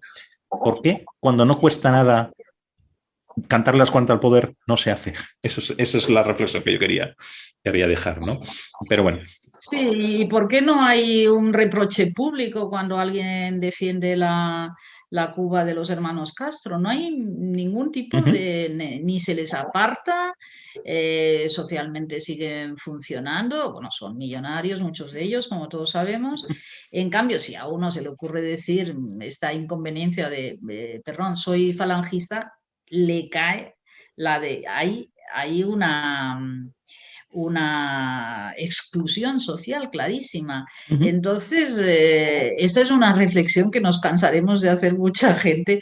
¿Por qué se sigue permitiendo más un totalitarismo que otro? Es que es incomprensible. Una falta de libertades. Yo tengo amigos del exilio cubano repartidos por toda por Estados Unidos o en otras partes de América o Europa. Es muy doloroso que todavía sigan con esta historia y que alguien se declare comunista o del Partido Comunista y no haya ningún tipo de escándalo. No haya ningún tipo, hay una, no sé si aceptación, indiferencia, dejémoslo en indiferencia, comparado a lo otro, que si alguien dice, no, perdón, yo soy de ideología fascista, soy mussoliniano, etcétera, hay un gran escándalo. O algo tan sencillo como... hay que analizarlo, ¿eh? Hay que analizar este tipo de simpatías. Se vulneran las libertades en Hungría y en Polonia, en el actual régimen, vale, bien, estas concretamente, vale, pero también en Cuba pasa esto y lo otro, también en Venezuela. O sea, ¿cuál es el problema en decir una cosa y otra? Si tú estás por la libertad, lo estás completamente, ¿no? Quiero decir, independiente de que tengas unas ideas políticas de un lado y de otro, ¿no? Que esto es de lo que estamos hablando. Czeslaw Milov nunca abrazó el occidente capitalista sin críticas ni nada, era muy crítico también. No, era muy crítico también. Era muy crítico, hablaba de la soledad, de gente claro. Muy lúcida, muy lúcida. No lo sé, es algo que hay que preguntarse por qué la gente siguen teniendo estas partes de sombra en sus actitudes, en las cosas que escriben, en los temas que apoyan, en lo que no critican, en sus momentos de silencio, que son muy graves también, en los momentos de silencio, cuando ha habido toda esta crisis última cubana, a mí me ha dado vergüenza. Vergüenza. Sí. Otra vez, lo que pasa es que, claro, que a mí me dé vergüenza, pues da igual, pues le da vergüenza una crítica literaria. Yo tampoco no tengo ninguna representación, pero no sé cómo no se veían reflejados que te entraba bochorno realmente. Esa resistencia a decir que era dictadura, lo que está pasando en Venezuela, bueno, o Perú, que yo tengo muchos amigos, y ya veremos ahora qué tal va con las libertades en Chile. No lo sé, es doloroso realmente que haya anteojeras, que unas cosas se miran y hay grandes escándalos. Lo que decías de Polonia y Hungría, bueno, yo creo que directamente en España mucha gente no sabe ni dónde están Polonia y Hungría. Muchos de nuestros políticos, la indiferencia es absoluta. Vamos, no saben el día a día, me refiero, si no te lees prensa extranjera, pues claro, solo pendiente del titular del país o de lo que sea, pues no tienes mucha idea del peligro que ha habido de unos medios de comunicación, que significaba un peligro notorio, o sea, que todo fuera prensa única, o sea, como diríamos aquí del movimiento. Al final parece que se ha frenado porque eran americanos y han tenido un poquito de respeto, pero yo creo que la indiferencia por los temas europeos en España es total, lo tengo que decir. Lamentablemente pienso igual. Hablo ahora contigo y con los que espero que los que lean algunos de mis libros, pues les pueda transmitir que no estamos solos. Yo, como parte de mi familia es francesa, siempre viví desde pequeña estas dos realidades. Ha habido unas guerras mundiales en Europa, porque lo oía cuando iba a Francia en los relatos de mi familia, y cuando volví a España ha habido una guerra civil. Entonces, ojalá se siga pensando con un poquito más allá de nuestras fronteras, y además todos los problemas de Europa nos afectan. ¿O qué? Estamos esperando los fondos europeos, y esto que son fondos de Zimbabue, no, son europeos. Nos están pagando alguien, pues fontaneros belgas y yo qué sé, ingenieros. Y pensionistas alemanes, sí. Y pensionistas alemanes, seamos sinceros, con una indiferencia total por lo que pasa en Europa. Bueno, es para hacérselo mirar. Yo tengo la esperanza que cada vez más, con la gente joven que viaja, que sigan ampliando estas fronteras mentales.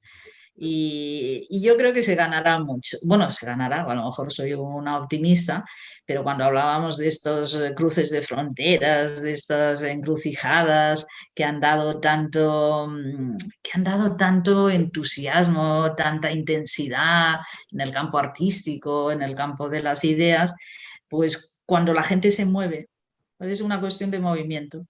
O cuando la gente recibe distintas inspiraciones de gente que va conociendo y tal, pues también se amplíe un poquito, haya más altura. Fíjate, es que a mí eso lo que estás contando, a mí me pasa al revés, ¿no? Soy incapaz de ver las cuestiones ¿cómo lo dirías? Es que estoy pensando a la vez que lo digo, ¿no? Las cuestiones europeas como desligadas unas de otras.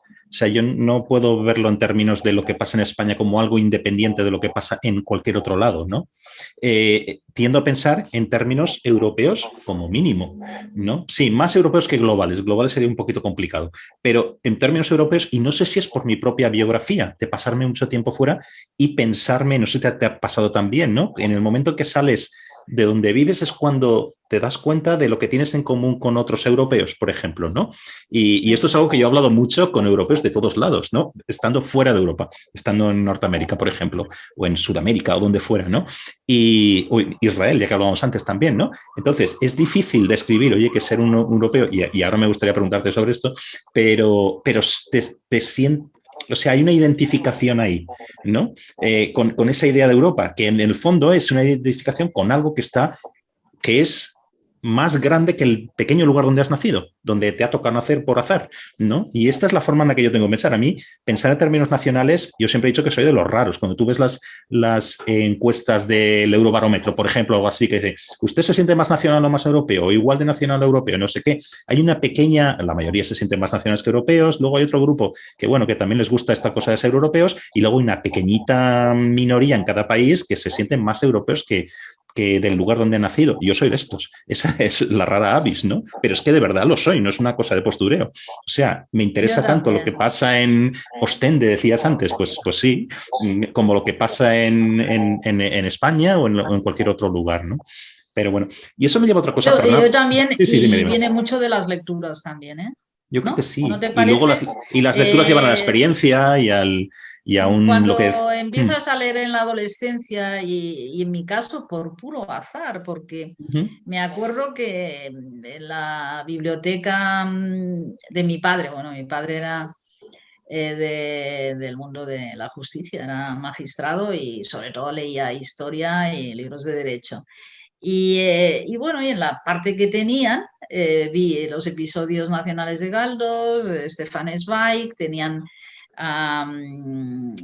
Julien Green y algunas cosas de mi madre, de François Sagan. Y entonces, no, y estaba, me acuerdo que en aquellas épocas también había mucho en las bibliotecas familiares Somerset Maugham, que luego lo volví a leer y es maravilloso. Pero estos son autores que has leído en la adolescencia y me incliné fervorosamente por el mundo austríaco, que yo no sabía situar en el mapa aquellos años, pero quiero decir que las lecturas también te van impregnando de que hay otros mundos. Es muy importante. Yo me acuerdo cuando conocí a Amos Oz, hace mucho, que no sé si lo recordarás, aquella revista que había, Cambio 16. Claro. Le hice una entrevista. Bueno, yo era un canijo, ¿eh? No la leía. Por eso te digo que, bueno. Y entonces le hice, son las páginas culturales que llevaba José Miguel Ullán, que lo echo mucho de menos, gran poeta. Y entonces estaba de paso a Amos Oz y le hice una entrevista. Y entonces me decía, ahora van a traducir esto, una historia de amor y oscuridad en el mundo árabe. Dice, es la traducción que más estoy esperando. Se supone que la habían traducido ya a 20 o a 30 lenguas, pero en el mundo árabe.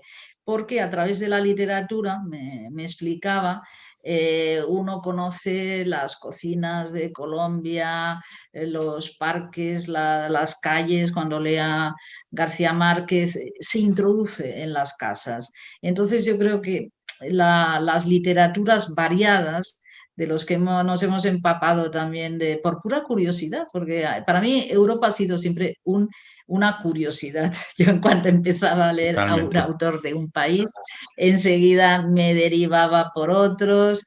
Quería conocer y visitar Praga, quería conocer los países bálticos. Quiero decir que siempre ha sido una introducción a preguntarse cómo viven, cuál ha sido su historia, cuáles han sido sus traumas, cuáles son sus logros actuales. Siempre te haces preguntas y entonces te doy la razón en lo del europeísmo. Yo siempre he ido más allá de las fronteras, aunque me sienta muy española. Ujú. Y me lo ha proporcionado mucho los libros, bueno, como a muchos de nosotros, ¿no? Ujú. Esa curiosidad insaciable. Oye, una cosa que hablabas también, ya no en tus libros, he leído en artículos tuyos, es esta cosa que también, de nuevo, opera un poco sobre algo que a mí me interesa mucho porque lo he vivido también en primera persona, ¿no? Que es esto de la adopción de una nueva lengua, ¿no? Cuando estás fuera del país donde has nacido durante un tiempo, digamos, ¿cómo decirlo? Que no sabes si ya vas a volver, ¿vale? Pongámoslo así, ¿no? Sea un exilio obligado, voluntario, lo que sea. Se plantea esta cosa de la adopción de la nueva lengua, ¿no? Sobre todo si quieres tener un perfil público, quieres publicar, quieres lo que sea, ¿no? Entonces, tú citas ejemplos en uno de los artículos que te he leído, en una entrevista. Brodsky, sabemos que Nabokov, Conrad, todos ellos pasaron de sus idiomas originales a escribir excelentemente bien en inglés, por ejemplo. Otros se mantuvieron con su lengua original, ¿no? Entonces, yo estaba pensando que también otra cosa que tú decías, ¿no? Una lengua te vincula a una cultura, ¿no? Y por otra parte, también sabemos que solo se puede ser verdaderamente bilingüe si eres desde pequeñito, empiezas a hablar 2 lenguas o más lenguas, ¿no? Porque hacerlo de mayor siempre vas a tener una lengua en la que eres mejor que el otro, por muy bueno que seas en otro idioma, ¿no? Entonces, Pero bueno, ahí está Conrad. sí, sí, Conrad no es de la infancia, lo sé, lo sé, es lo lengua sé. adquirida, ¿no? Sí, Y es sí, un maestro. Entonces ahí iba, ¿no? Entonces, ¿tú crees que se puede ser bilingüe en un sentido de bicultural, no en lo fluido que hablas una lengua, Bicultural, sino creo más. Sí, sí. bicultural por adopción en ese sentido? Porque tú también hablas del corte del cordón umbilical que te vincula a una cierta realidad, etcétera, ¿no? Una cierta, no tanto cultura, sino una cierta comunidad, ¿no? Entonces, yo mismo esta cosa conscientemente lo he intentado y siempre lo he experimentado un poco como en mi caso con el inglés, ¿no? Siempre lo he experimentado, que literalmente siendo también como mi propia lengua, ¿no? Y lo experimento siempre como una cosa de vasos comunicantes. O sea, en un momento dado me daba cuenta que mi inglés había mejorado mucho a costa de perder un poquito el castellano, ¿no? El español. O también como esa cosa de, ¿cómo se llama este juego de palillos chinos, ¿no? Donde tienes unos palos y hay que tener unos platos en equilibrios, ¿no? Vas corriendo hacia un lado que se te cae el otro plato o algo así, ¿no? Yo lo viví así, literalmente, ¿no? Pero intento, y ahora en España, intento no desvincularme de ese inglés que me ha permitido no solo leer y tal, que eso desde adolescente, sino abrirme a otro, ¿cómo decirte? A otros grupos humanos, no sé muy bien cómo decirlo, ¿no? Entonces, ¿cómo lo ves esto de la biculturalidad, ¿no? ¿Es posible? Yo siempre lo he pensado y con todo este libro mío de los exiliados, Sí. Uh-huh. qué duro debe ser también para los exiliados. No hablo de los españoles porque mayoritariamente se fueron a países de habla hispana y estaban todo el día, como muchos se les podía contagiar el acento mexicano, ¿no? Que es verdad que ves documentales a veces de muchos exiliados que ya se les había pasado el acento del lugar, ¿no?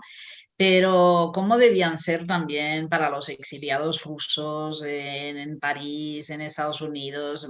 Es que hay tantos ejemplos, pero si seguimos el circuito de Berberova, que Sí. acaba escribiendo en francés, claro, es un circuito de décadas en París. Luego se va al final de su vida a Estados Unidos y logra un puesto de profesora.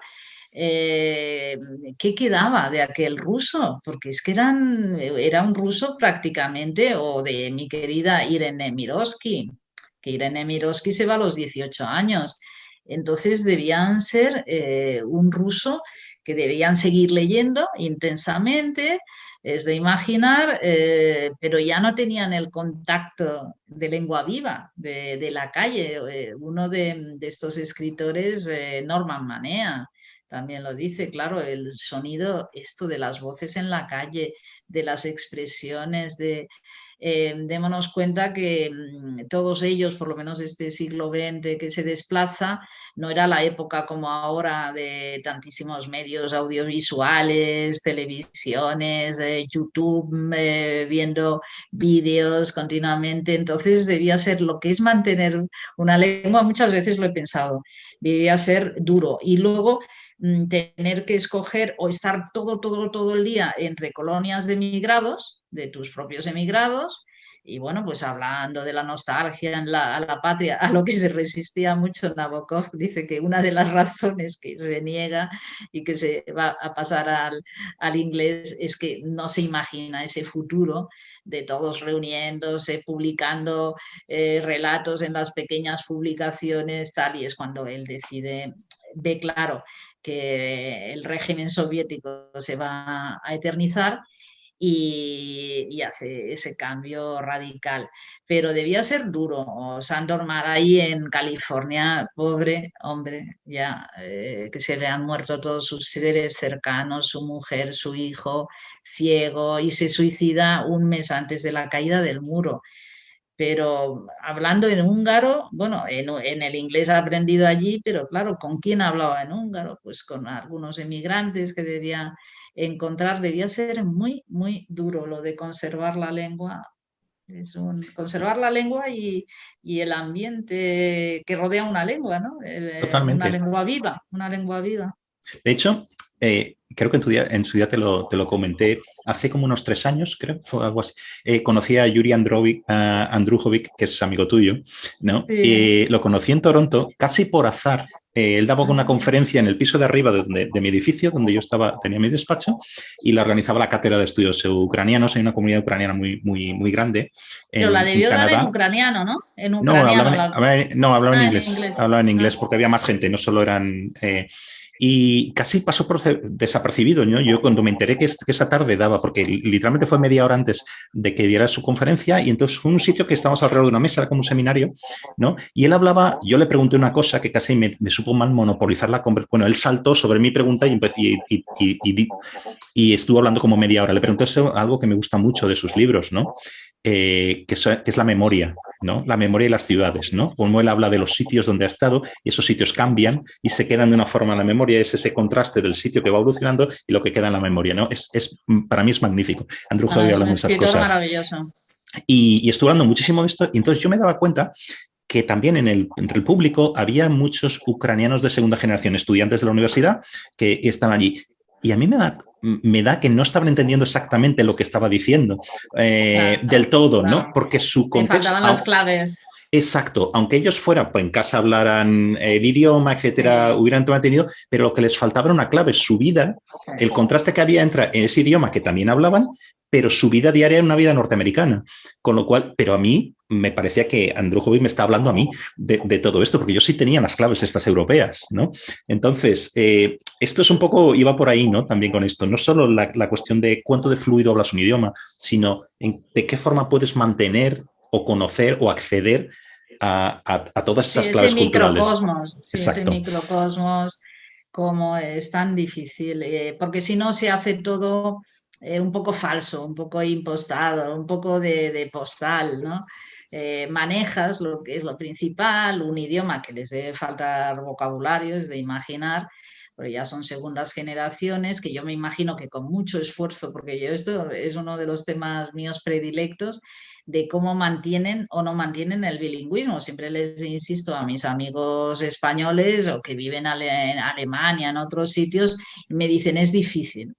Es difícil porque, claro, la escuela todo el día es en alemán, la lengua muy insistente y mayoritaria es el inglés, clarísimamente, desde pequeños. Y luego sí, vienen a casa y bueno, y el abuelito de turno aparece por ahí, pero es difícil de mantener. Y luego falta, pues esto, a menos de que vayan, lo típico, los veranos, a pasarlos con los primos originarios, pues si eran de España o si eran de Francia o si eran de Polonia, para mantener, pero mantener una lengua, tú lo sabes que es muy difícil, ¿eh? Se van escapando por el camino una cantidad de... No es solo el acento, no acento, porque hay gente que, bueno, que el acento, esto también es un don, porque yo conozco a gente que no tienen absolutamente nada de acento al hablar la otra lengua, o hay gente que tienen un acento muy marcado, pero bueno, que controlan todo. Esto es como cualquier otra cosa, la gente que canta bien, ¿no? Es un don. Entonces, sí que me parece que se queda por el camino, siempre lo he pensado mucho de lo que se queda por el camino y es muy enternecedor y yo, bueno, en el libro se va atravesando por anécdotas o no anécdotas el imposible regreso para muchos de ellos, ¿eh? Bueno, en España, o Max Out, que vienen y ya. Y siempre sí, y se acaban yendo. Siempre simbólicamente he insistido cuando he dado charlas o sobre mi libro de exiliados, que pensemos en que es muy significativo las tumbas de muchos de nuestros exiliados famosos, no solo Machado, evidentemente, que Machado fue el primer momento por puro agotamiento, o hazaña, por lo que sabemos, sino toda la cantidad de grandes de nuestra historia que se quedan, Salinas, en México, bueno, aparte de Max Aube, en Inglaterra, Arturo Barea, Chávez Nogales, un periodista que me gustaba mucho, Corpus Varga, que está enterrado en Lima, la cantidad de tumbas que se quedan fuera. Y bueno, y tumbas de grandísimos, de grandísimas celebridades. Thomas Mann elige ser enterrado en Suiza, muy significativamente. Él no vuelve, él cree que Alemania todavía no está curada. Es increíble, ¿no? Es la gran figura, es el Goethe de su época, pero escoge Suiza. Sueles decir, lo has comentado antes al principio, ¿no? Que tú lees, que tú eres una crítica y ensayista y escritora, que lees, siempre tienes a mano un libro de historia, ¿no? Lo estabas diciendo. Ahora yo creo que tendemos, fíjate, es un fenómeno muy contemporáneo de leer con criterios morales, perdón, con criterios morales contemporáneos que no existían, aunque tú escribes sobre todo de literatura contemporánea, pero cuanto más te vas hacia atrás, el contexto, el tiempo, la moral, etcétera, cada vez son distintas a las de ahora, evidentemente, ¿no? Cada tiempo tiene se organiza de otra forma, ¿no? Y tendemos no solo a leer con criterios de ahora, me parece muy miope, sino también a sentenciar y a juzgar cualquier pensamiento de un escritor con lo de ahora. Con la cultura de la cancelación, ¿no? Esa es una de esas. En estos mundos. Eso es, lamentablemente. Bueno, me parece... Vale. Entonces nos inventamos ofensas, nos inventamos discriminaciones, etcétera. Esa sería una pregunta, ¿no? ¿Cómo hemos de leer e interpretar lo que escriben otros en tiempos y contextos muy distintos? Más o menos en política, pues tenemos todas estas variantes de la hermenéutica, ¿no? Que te permiten situar un texto en su tiempo, ¿no? No aplicar como un rodillo conceptos que ni siquiera existían. Cuando, o sea, estamos hablando de derechos humanos, derechos de las mujeres, o sea, un montón de cosas que no existían, ¿no? Eso por un lado. Y si quieres, por juntar un poquito, hay una deriva de esto muy específica, que es esta cuestión del canon literario. De esto no hemos hablado mucho, ¿no? Y no sé si estoy exagerando mucho, pero a mí me da la impresión de que por lo menos hay una parte de activistas, que son estos activistas que se llaman woke, de izquierda radical, etcétera, que quieren, y que sobre todo están en las universidades, etcétera, ¿no? Que lo que quieren es purgar este canon, digamos, o digamos, llámalo como quieras, ¿no? Lo llamo ahora un canon por casi de economía del lenguaje, ¿no? Del hombre blanco, meter mujeres que lamentablemente hasta hace muy poco eran cero a la izquierda, con un calzador.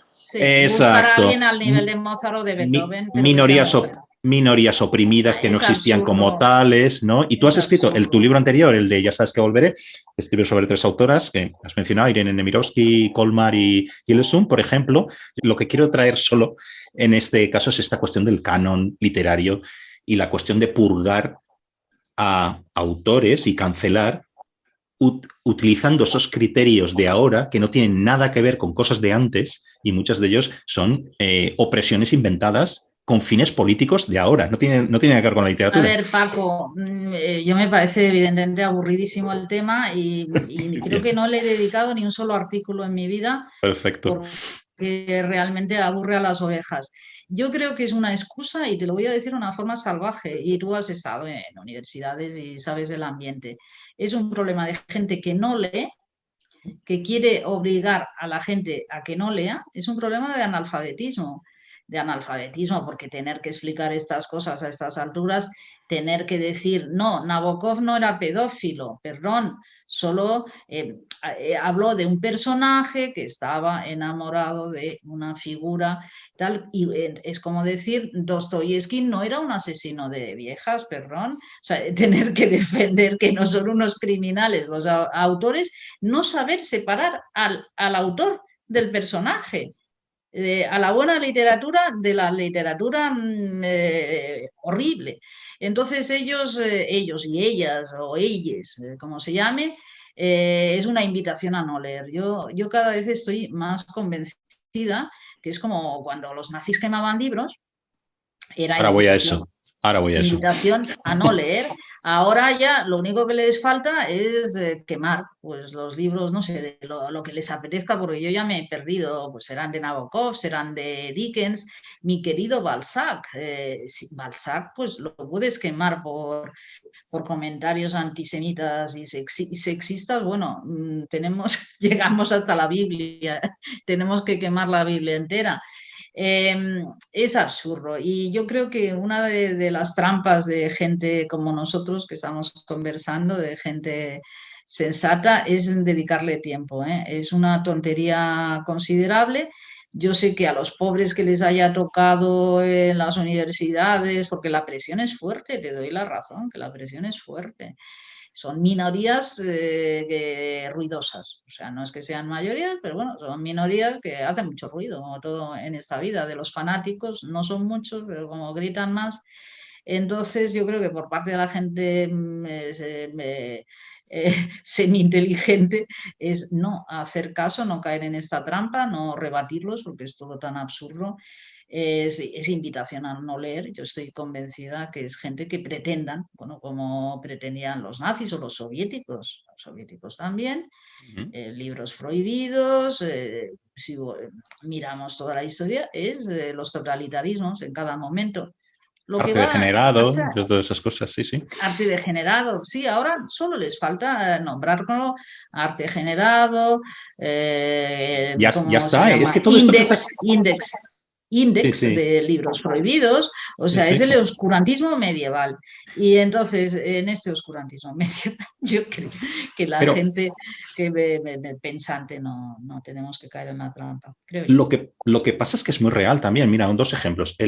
Ahora que estamos hablando de arte, ¿cuál fue la polémica? Yo creo que estaba, no sé si estaba fuera de España o ya había vuelto, con la exposición esta, que la llegué a ver en el Prado, sobre cuál era en las pasiones mitológicas. Hubo una polémica, ¿te acuerdas? Sobre las mujeres desnudas. Daba un poco de vergüenza, vergüenza. Yo creo que no lo vi todo, solo leí porque estaba fuera. Es que si nos fijamos, supuestamente es por parte de una izquierda radical analfabeta, porque alguien que sepa de historia de la pintura es imposible decir esas atrocidades, pero unido a posturas de sectas religiosas muy duras, ¿eh? Es una mezcla de la izquierda radical que se alía con las sectas religiosas fundamentalistas, como, yo qué sé, los Amish, que no puedes encender la luz, pues no puedes ir a un museo porque hay que cancelar. Pero los Amish no queman nada, están ahí haciendo su rollo, no queman a nadie, nada. Bueno, de todas formas, sinceramente, se definen ya, es que no hay, ya te digo, pero estas son posturas, yo no le he dedicado jamás, pero no por falta, no sé cómo decirte, de valentía, sino porque yo creo que hay que perder el tiempo. No hay que perder el tiempo. Pero fíjate, otra que me tocó más de cerca, aunque esto se conoció luego, ¿no? Cuando leía en tu libro, cuando hablas de Joseph Roth, que él declaraba justo antes de que en Alemania se quemaran libros, etcétera, que a ver si, bueno, pues que habría que largarse de allí para que no nos quemen a nosotros, pues que quemen los libros, ¿no? Pues esta quema de libros de autores indeseables, es en 1933, ¿no? Mencionas. Mira, en el 2019, en Ontario, en la provincia donde yo estaba, el Consejo Escolar de Ontario organizó una quema pública de libros, que eran miles de libros, por sus prejuicios contra los pueblos indígenas. Esa es otra de las batallas woke, ¿no? Allí se quemaron desde los cómics de Tintín y Asterix con los que yo he crecido, ¿vale? Que sí, si lees estas cosas, pues es que le puedes sacar punta a todo. Pero es que no es... La cuestión es que ni siquiera están hablando de esos libros que son indeseables o ese arte degenerado, sino que todo es para justificar una postura política ahora. Es que no tiene nada que ver, porque la mayoría no ha leído nada de esto, ni conoce a estos artistas, ni estos autores, ¿no? Pero que es real, que ojalá pudiéramos simplemente dar la espalda a estas cosas, ¿no? Porque ahora mismo en muchas universidades, y eso pasaba en mi universidad, los temarios de filosofía y de literatura y tal están siendo purgados con la aquiescencia de una administración universitaria muy cobarde, que les tendría que decir, oiga, ustedes están aquí para estudiar. Que volvemos al tema de la cobardía. Antes te lo mencioné, que agachan la cabeza, ¿eh? Agachan la cabeza y ante minorías furiosas, pero si no lo analizamos, los nazis empezaron así. Empezaron en cervecerías, nadie los tomaba en serio, empezaron como minorías de gamberros violentos. Y entonces se va ampliando, luego ya se introducen en todos los ambientes, clase alta, aristocracia, ejército, universidad, lo que es el nazismo.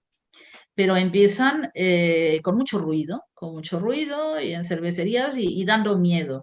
Entonces es siempre el mismo sistema, es dar miedo, es el amedrantamiento, el señalamiento, todos sabemos lo que es señalar, y luego es bajar la cabeza, esto, toda la cadena.